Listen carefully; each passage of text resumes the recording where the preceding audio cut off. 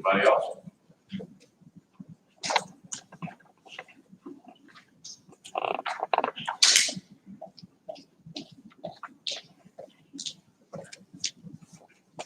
Good evening, Cynthia Edwards, 30421 Sycamore Avenue, Southern Virginia. Pull your mask down if you like. Get very about. Okay. Okay, I wanted to speak about the road name changes. I see that's on the agenda. I feel like if we're gonna do that, we need to go back to road numbers. We have not only Blackhead Signpost and Hanging Tree, but we have Churn Highville, we have Whitehead. And I know we have used the 911 addresses for the rescue squad and fire trucks to reach addresses, but we have GPS. And to be fair to every citizen, race, I feel like we need to go back to using road numbers. That way, if we go ahead and do that now, we won't be coming back, having another public hearing to change other road names at another time. Thank you.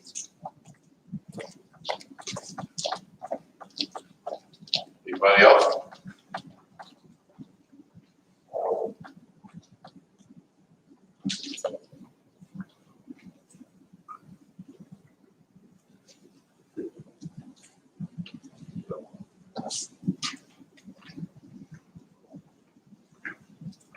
My name is James Whitfield, 25464 Bruce Street, Cola, Virginia. I'm with the young lady here about either change the name or go back to numbers. Now, I've been in this county pretty much all my life. I knew Shane's when Shane was all trees, woods. I used to fish back there where was a really junior lived there.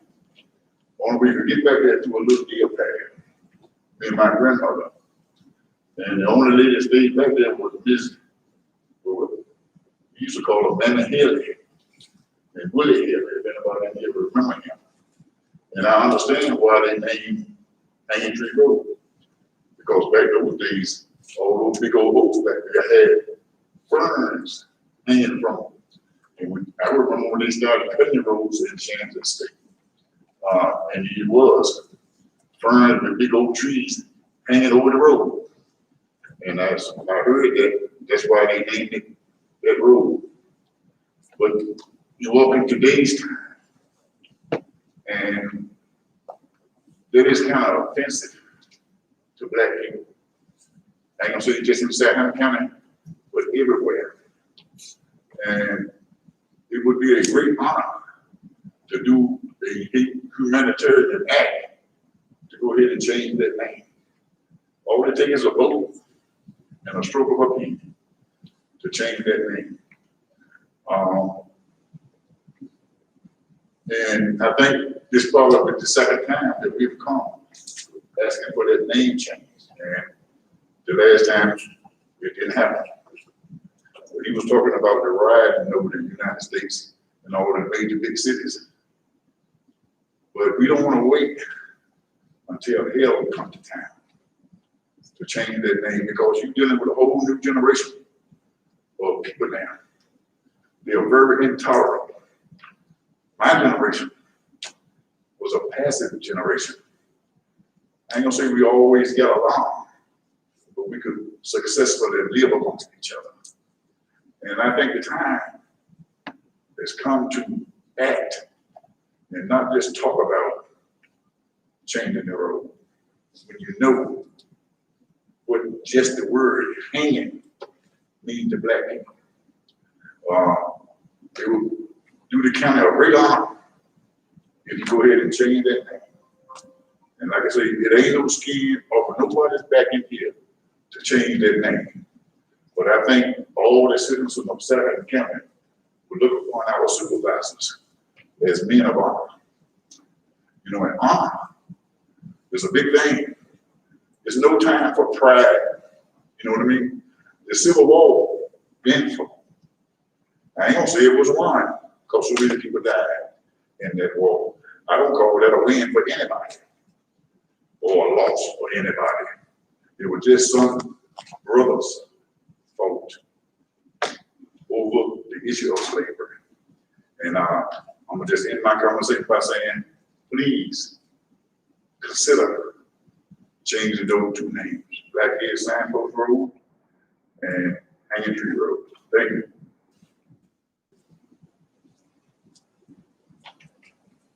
Anybody else? Good afternoon, my name is Maxine Allen, and as I drove up, I was thinking this is such a historic event. I mean, us being able to come to the council, well, I'm on the town council, of course, us becoming able to come to supervisors and talk about, you know, our county, what we're going to do. And it is a difficult decision for everybody. I grew up in Southampton County, and where Hanging Tree Road, all of those, and I remember we had to go to separate bathrooms. I mean, in Southampton County. I'm not gonna call names of stores, but I remember when we couldn't, we had to go in the back of stores. I remember the doctor wouldn't put his hands on us. So we never went out of our neighborhood. The only place that we were comfortable going was a public library. And that's because it was deemed that was one place we could go.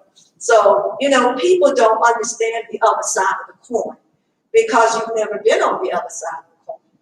And I'm going to tell you this very, very, very quickly. My great-grandmother, my brother told me this, I was a child, and he said I was there. My grandmother, on July the 3rd, we were at her house. We didn't know she was dying. And she began to tell the tale, and you probably have never heard of this. She began to tell the tale about Nat Turner, how that her mother had told her that Nat Turner was not home like you thought. She told the tale told this incident to my brother that Nat Turner, that they all had to come to the hanging. Now my brother's about 12, I'm about 6. And she had never said anything like this before. We didn't know she was gonna die on July 4th. So she told us this, that the day that all the Black folks had to come to the hanging, and that at that time, there were a lot of people there, and when the guy got ready to get on the horse flew. And of course, Nat Turner had the rope around his neck. And when the horse flew, it drug him down the street before they hung him. Well, she put that, she lived with, my great-grandmother lived with that. She put that in my grandmother. Then it came down to me. So when you're anything about hanging, you know, it's like, oh wow, because that was a part of the legacy that was told to us. So, you know, and I understand hanging tree and all of these other things. You just don't understand how offensive all of those things. It may not start out to be offensive, but you've never been on the other side of the coin, where you know you haven't been there when you know you have to go in back doors, and you haven't been there. So yeah, there is. So if it were not for social unrest, then we wouldn't have the civil rights movement. I mean, come on. I had to fight to get on the town council. I sued. 12 of us sued the town of Portland with the ACLU so that I could get on the town council, because nobody cared about the other side of the track but the people there. So, you know, I'm here as a living witness of what's social unrest. Now, I don't believe in rioting and all of this stuff, but you got to understand, after a while, you know, it just gets to be too much.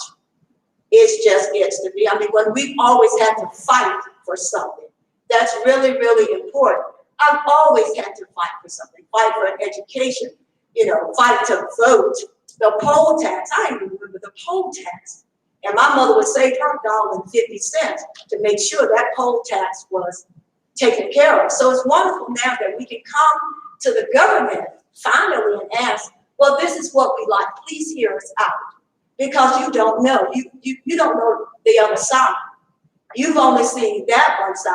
I've seen both sides. Thank God that I had an education. I went to a black school, a Rosenwald school. I went to a historically black school. Thank God those things were there because I was never educated. So, you know, we're talking about all the rioting and the looting and the rights of everybody. Yeah, we all have rights. I mean, even things have become so political. It is just shameful, even down to the mask wearing. It is just crazy that, like the man said, that we're in this turmoil, but we're in it. I mean, we're not going to get out, so we have to be the one that solves it. So I'm just asking not only just the Board of Supervisors, but all of us, that we start to look at each other as brothers and sisters, you know, not enemies, but, you know, as brothers, and what is good for the mass of the people. Thank you for your time and attention.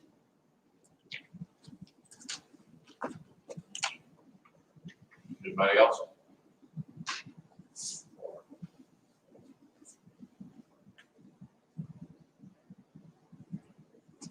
Last call.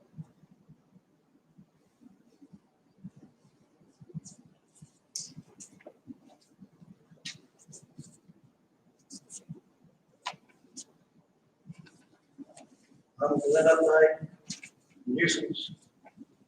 I'd just like to thank Ash for the tremendous speech, all. It's headed there right in line. We cannot afford to, when somebody's rights are being imposed upon by another person, your rights end where mine begins.